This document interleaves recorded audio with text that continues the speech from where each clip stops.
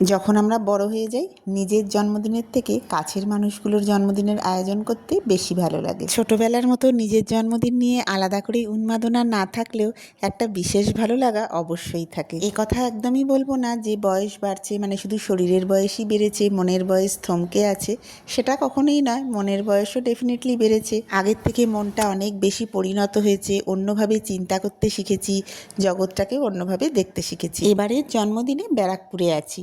শাশ্বতকে মাঝে মাঝেই অফিসের কাজে কলকাতায় আসতে হয়, এই সপ্তাহটাও ঠিক সেরকমই। আর আর্যবাবুর স্কুলের গরমের ছুটি, তাই সব মিলিয়ে আমরা চলে এসেছি কলকাতা। শাশ্বত সকালে ব্রেকফাস্ট করে ওই 8:30 নাগাদ বেরিয়ে গেছে। তারপরেই অবশ্য আমি আর আর্য একটু ছাদে এসেছি। এখন তবে কলকাতায় বেশ গরম, তবে এখন তো 9টা বাজেনি সেরকম রোদের তেজ, সেই জন্য আমরা অবশ্য ছাদে বেশিক্ষণ থাকবো না, এবার নিচে নেমে যাব। আর্যবাবুকে ব্রেকফাস্ট করাতে হবে, তারপর আমিও খাবো। আজকে তো স্পেশাল দিন, শুরুতেই বলেছি, তাই স্পেশাল দিনের স্পেশাল জলখাবার। তবে এটা নাতিবাবুর সবসময়ের জন্য ঠাম্মির কাছে দাবি থাকে। আর এই লুচি আর সাদা আলুর তরকারি, এটা বোধহয় সব বাঙালিরই সবচেয়ে প্রিয় জলখাবার। ভেবেছিলাম আর্যকে খাইয়ে দিয়ে আমি খাওয়া শুরু করব, কিন্তু আর্য বলল ও নিজে খাবে। জানি ও সবটা গুছিয়ে একসাথে খেতে ঠিক পারবে না, তবে প্রথমে একটু খাক, তারপরে তো আমি রইলামই খাইয়ে দেওয়ার জন্য। আজকে সকাল থেকে অনেকেই ফোন করেছে উইশ করার জন্য।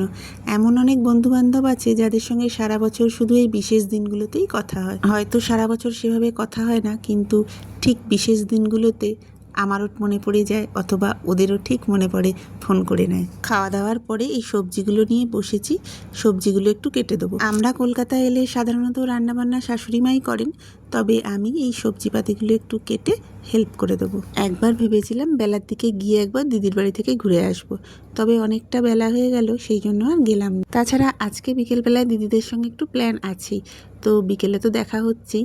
এখন উপরে এসেছিলাম, আমার তো চান হয়ে গেছে, নতুন একটা জামাও পরে নিয়েছি। অবশ্যই এটা জন্মদিনের প্রাপ্তি, শাশুড়ি মা দিয়েছেন। আর এবার নতুন জামা পরে সাজুগুজু করে নিচে নেমে এসেছি। আরও একটা উপহারের কথা বলা হলো না, গলায় আমি যে মঙ্গলসূত্রটা এখন পরে আছি ওটাও আমার জন্মদিনের উপহার, দিদি দিয়েছে। লকেটটা রূপোর। আমার আসলে মঙ্গলসূত্র ভীষণ পছন্দের, আপনারা লক্ষ্য করলে দেখবেন আমার গলায় বেশিরভাগ সময় কোনো না কোনো মঙ্গলসূত্র থাকে। আর এই হচ্ছে আমার জন্মদিনের দুপুরের ভুরিভোজ। মেনুতে কি কি আছে আপনাদের একবার দেখিয়ে দিই। ভাতের সাথে রয়েছে মাছ ভাজা, ডাল আর তেল পটল। এছাড়া রয়েছে মাছের কালিয়া, মাছের ঝাল, আর চিংড়ি মাছটা দিয়ে খাওয়ার জন্য রয়েছে ফ্রায়েড রাইস। আর যেটা ছাড়া জন্মদিনের দুপুরের খাওয়া অসম্পূর্ণ, সেটা হলো পায়েস। আজকে আর্যকে আগে খাইয়ে দিয়ে নিজে একদম গুছিয়ে খেতে বসেছি। প্রত্যেকটা রান্নাই ভীষণ সুন্দর হয়েছে, আর এই বিশেষ দিনে এত সাজিয়ে গুছিয়ে খেতে দিলে কেউ, সেটার তো একটা আলাদাই পাওয়া। আর্য এখন এই জন্মদিন ব্যাপারটা বেশ ভালো রকম বুঝতে পারে, তো আজকেও বেশ খুশিতে আছে মাম্মার হ্যাপি বার্থডে। সকাল থেকে বেশ কয়েকবার কাছে এসে উইশ করে যাচ্ছে হ্যাপি বার্থডে।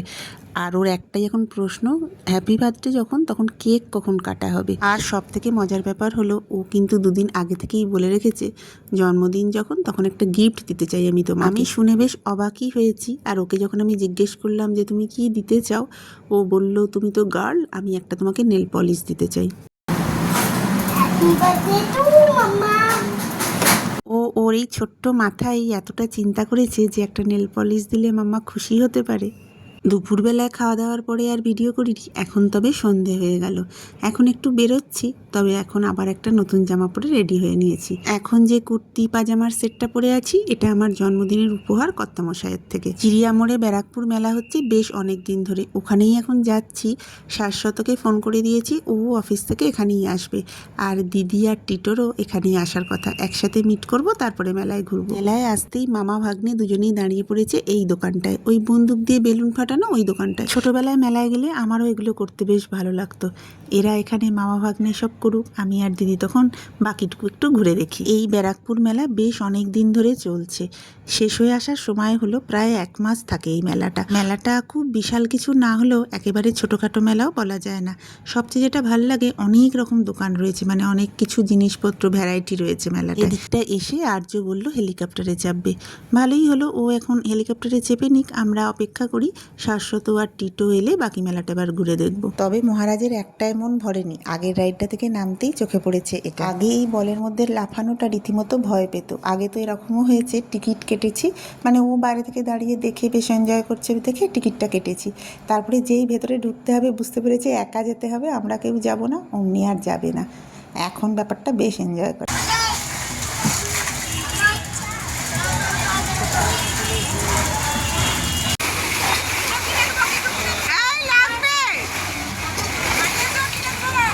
রীতিমতো যুদ্ধ করে ওখান থেকে বার করে নিয়ে এসেছি। কিছুতেই আসবে না, আরও বেশ কিছুক্ষণ ওখানে ওরম লাফাবে। মেলায় এসেছে, খেলনা তো কিনতেই হবে। পাশেই একটা দোকানে একটা ডাইনোসর চোখে পড়েছে। ও তো আবার এখন ডাইনোসরের ভীষণ ভক্ত হয়েছে, তো এই ডাইনোসরটা নেওয়া হলো। এই অবধি তো সব ঠিকই ছিল, তবে এবারে একটা কাণ্ড ঘটল। শাশ্বতর এই নাগরদোলায় ওঠার ইচ্ছা, তো শাশ্বত আর টিটো এই নাগরদোলায় উঠছিল। আর যদি দেখেছে বাবা এই নাগরদোলায় চড়বে, ওকে উঠতে হবে বাবার সাথে। আমি প্রথমে ভেবেছি হয়তো বলছে, কিন্তু ঠিকই উঠতে পারবে না। যখন দেখবে আমি উঠছি না, ও আর যাবে না। কিন্তু না, দিব্যি আমাকে টাটা করে উঠে গেল। আর এই যে নেমে আসার পর মুখটা একটু থমথমে হয়েছে, তবে কান্নাকাটি কিছু করেনি। আমি তো নিচে দাঁড়িয়ে রীতিমতো ভয়ে অস্থির, রীতিমতো হৃৎপিণ্ডটা হাতে নিয়ে দাঁড়িয়েছি। মেলা থেকে এবার বেরিয়ে পড়েছি। মেলার বাইরে এখানে আমের রস বিক্রি হচ্ছে, তো সেইটাই খাবো বলে এখানে দাঁড়িয়েছি।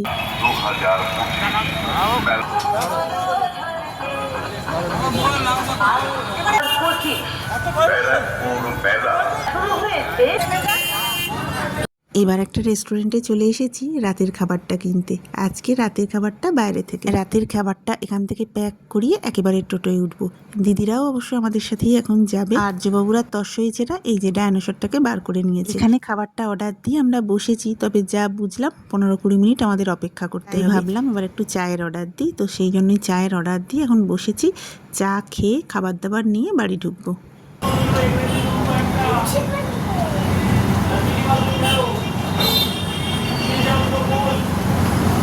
এই যে খাবার দাবার হাতে পেয়ে গেছি, এবার একটা টোটো নিয়ে সোজা বাড়ি চলে এসেছি। তবে বাড়িতে এসে আমার জন্য একটা বেশ বড়সড় সারপ্রাইজ অপেক্ষা করছিল। এই কেকটা ভাগনাবাবুর তরফ থেকে আমার জন্মদিনের গিফট। এখন তো কেক কাটবো। আর্যবাবুর তো খুব উৎসাহ কেকটা কাটার জন্য, তবে আর্যবাবু এখন পিপির থেকে অনেকগুলো গিফট পেয়ে ব্যস্ত হয়ে পড়েছে।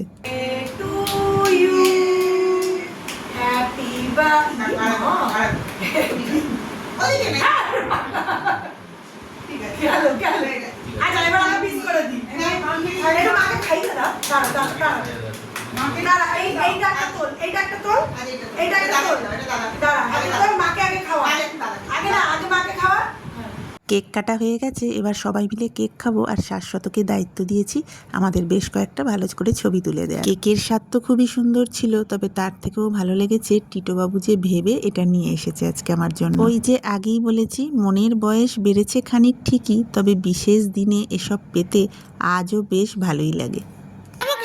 হেল্প করার জন্য বলছি।